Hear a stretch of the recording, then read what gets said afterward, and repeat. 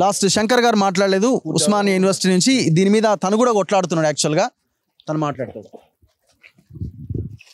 Media మిత్రులందరికీ ఇక్కడికి వచ్చినందుకు ధన్యవాదాలు తెలుపుకుంటూ, అసలు రియల్ ఎస్టేట్ అంటేనే పెద్ద మోసం. తెలంగాణలో అది హైదరాబాద్లో పెద్ద మోసం. ఇక్కడ పూర్వం ఎన్ని చెరువులు ఉండే, ఎన్ని గవర్నమెంట్ ల్యాండ్లు ఉండే అనేది ఎక్కడ లెక్కపత్రం లేదు.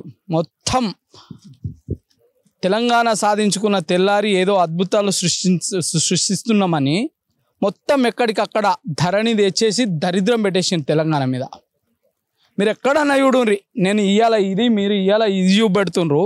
ఇంకో కాడ ఇదే వర్టెక్స్ ఆల్రెడీ నోటీస్ ఇచ్చిన, ఇదే వర్టెక్స్ ఏదైతే ఉందో ఇంకో కాడ నాలాని మొత్తం డైవర్షన్ చేసి పడేసింది.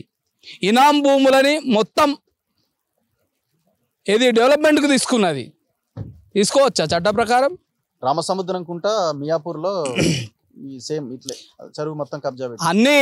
ఇంకోటి ఏంటి అంటే, ఒక ఎకరాల్లో హైరైజ్ బిల్డింగ్లు ఏవైతే ఉంటాయో నేషనల్ బిల్డింగ్ రూల్స్ ప్రకారం కానీ, స్టేట్ బిల్డింగ్ రూల్స్ ప్రకారం కానీ, కేంద్ర పర్యావరణ రూల్స్ ప్రకారం కానీ నీకు 1,20,000 అంటే ఒక ఎకరంలో 1,20,000 25,000 స్క్వేర్ ఫీట్లు ఎస్ఎఫ్టీ రావాలి. కానీ ఎన్ని వస్తున్నాయి ఇవాళ? మీరు ఇవాళ ప్రభుత్వాలు ఎవరికి ఉడిగేం చేస్తున్నాయి?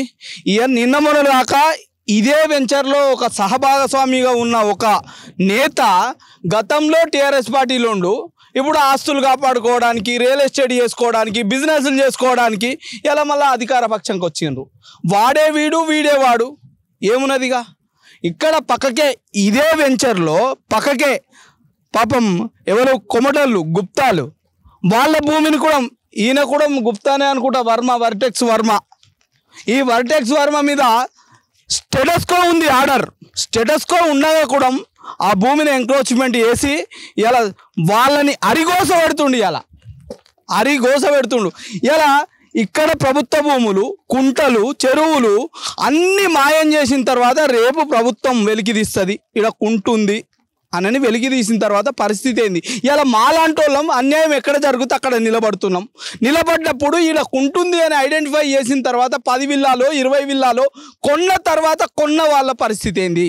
అందుకే ఇవాళ మన రఘు అన్న పిలిపించినట్టు ఇక్కడ ఏవైతే సమస్యాత్మక ప్లేసులు ఉండి గవర్నమెంట్ భూములు కానీ, అన్ని రకాలు గవర్నమెంట్ అంటే అన్ని రకాల ప్రభుత్వ భూములు కానీ, చెరువులు కానీ, కుంటలు కానీ ఇక్కడ ఉన్నాయి సమస్యాత్మకం అనుకున్న కాడ ఇక్కడ కొనుక్కుండ్రి, కొని మీరు ఇబ్బందులు పడకుండ్రి. ఎందుకంటే వీళ్ళ దందానే అది. ప్రభుత్వ భూములు మింగడం, చెరువులు మింగడం, కుంటలు మింగడం, మింగి కోట్ల రూపాయలకు పడగెత్తడం, ఆ డబ్బులు పెట్టి పేదోన్ని కొనడం. ఇది తప్ప ఇంకొకటి ఏం జరుగుతలేదు తెలంగాణ రాష్ట్రంలో. ఇప్పటికైనా అయ్యా ముఖ్యమంత్రి గారు, ఇవాళ మనము ప్రజాప్రభుత్వం అని మన ప్రభుత్వాన్ని తెచ్చుకున్నాం. ఇట్లాంటి విషయాల మీద ఏదైతే మెయిన్ స్ట్రీమ్ మీడియా ఏదైతే ఉందో అదంతా పెట్టుబడిదారి మీడియా. ఇలా సోషల్ మీడియా వచ్చిన తర్వాత ఒక విప్లవం వచ్చింది. చూస్తున్నాం కదా, పక్క నేపాల్లో చూసినాం కదా, పక్క బంగ్లాదేశ్లో ఇంకొకడ చూసినాం కదా. మెయిన్ స్ట్రీమ్ మీడియా ఏదైతే ఉందో మొత్తం పెట్టుబడిదారి మీడియా, అది మొత్తం అడుగులకు మడుగులు వస్తే మీడియా. ఇలా ఈ మీడియా కొద్దిపాటి మీడియా ఉంటే వీటి మీద కూడా ఇవాళ వెలికి తీసిన వాళ్ళ మీద మీరు రాళ్ళు బురదలు వేస్తుంటే మరి మీరు ప్రభుత్వ అధికారులు ఏం చేస్తున్నారు? ప్రభుత్వ అధికారులు ఇలా ఎవరికి కొమ్ము కాస్తున్నాడు? ఆ ప్రభుత్వంలో ఉన్నోడే ఈ ప్రభుత్వంలో మళ్ళీ అధికారి. కనీసం తాళం చెల్లడం కూడా లేదు. ఎందుకంటే వాళ్ళకు ముడుపులు మోసిండు కాబట్టి వీళ్ళకు ముడుపులు మోయాలనేది అర్థము అనుకుంటా నా దృష్టిలో. మీరు ఇక ప్రజాప్రభుత్వం ప్రజలకు మేలేట్లా జరుగుతుంది?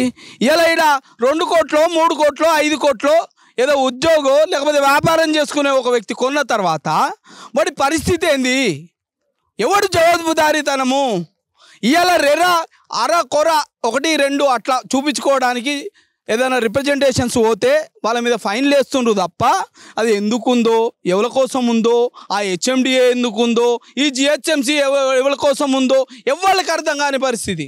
అయ్యా ఇవాళ మేము చెప్తున్నాం, ఇవాళ ఈ వెంచర్ చేసే పెద్ద మనిషి కూడా చెప్తున్నాం, నీ అవినీతి ఇంత అంతా కాదు. నువ్వు ఇవాళ ఎవరికో ఒకరికి నోటీసులు ఇచ్చుడు, లేకపోతే పరువు నష్టం వేసుడు, ఇంకేదో చేద్దామని అనుకుంటున్నావు నువ్వు.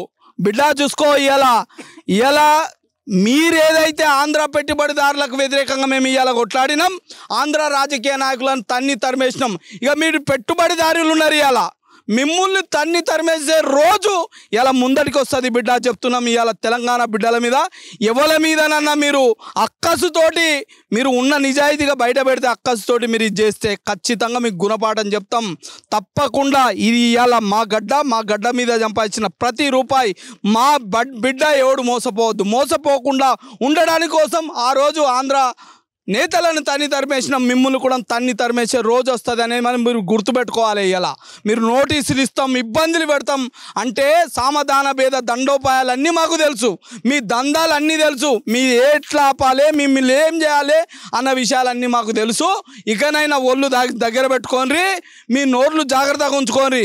పిచ్చి ఆరోపణలు వేస్తే బిడ్డ ఇదే ప్రాంతంలో మిమ్మల్ని పాత్ర పెట్టక తప్పదని హెచ్చరిస్తున్నా.